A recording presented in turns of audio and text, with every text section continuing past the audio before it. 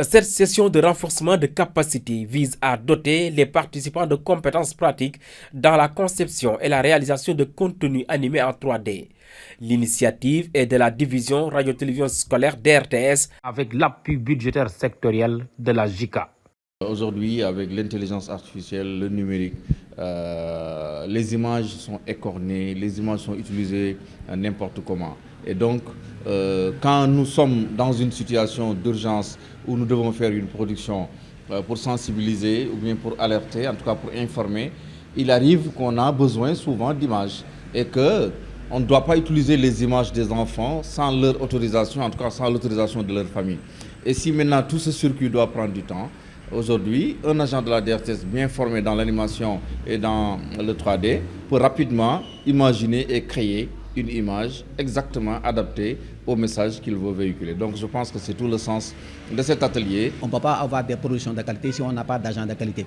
C'est pourquoi c'est une activité qui vient en son heure, avec surtout la protection des données personnelles. On ne peut pas utiliser les images des gens comme on veut sans leur autorisation. C'est pourquoi avec l'intelligence artificielle, il est fort bien possible de générer des images qui ne nécessitent pas d'autorisation et même d'avoir des avatars.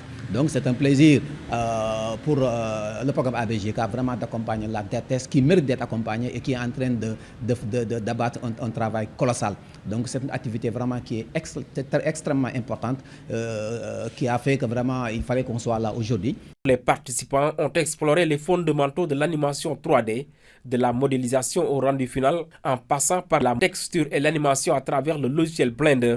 Aucun aspect n'a été laissé en rade. Les participants ont salué la pertinence de cette initiative qui, pour eux, va ouvrir de nouvelles perspectives en matière de communication institutionnelle ou lors des campagnes de sensibilisation.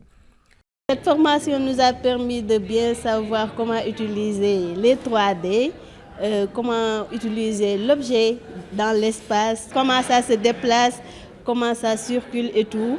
Ça nous a permis aussi de bien voir les outils à utiliser. Ça va aussi beaucoup nous aider sur les émissions, sur les animations et autres. On a passé une belle journée. Ça nous a permis de découvrir ou bien même de tâter le logiciel Blender. On a passé une formation entre collègues. On pense qu'à la fin, nous aurons tout le matériel nécessaire, tout le bagage professionnel qui nous permettra d'améliorer notre pratique professionnelle au sein de Canal Éducation. Les nouvelles technologies sont devenues incontournables dans nos habitudes du quotidien. Nos enfants, vous le savez, nos enfants passent en moyenne 4 heures de temps devant les écrans. Et l'essentiel des contenus qu'ils consomment, c'est essentiellement des séries animées, des jeux vidéo et très peu de lecture e-book.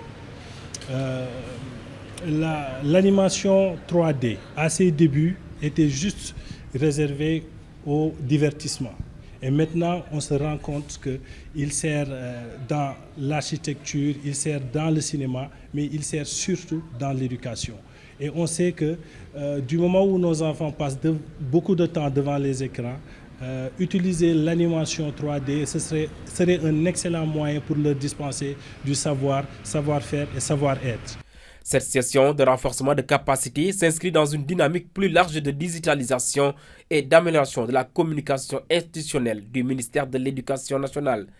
Les participants ont souhaité bénéficier d'autres sessions de formation comme l'intelligence artificielle.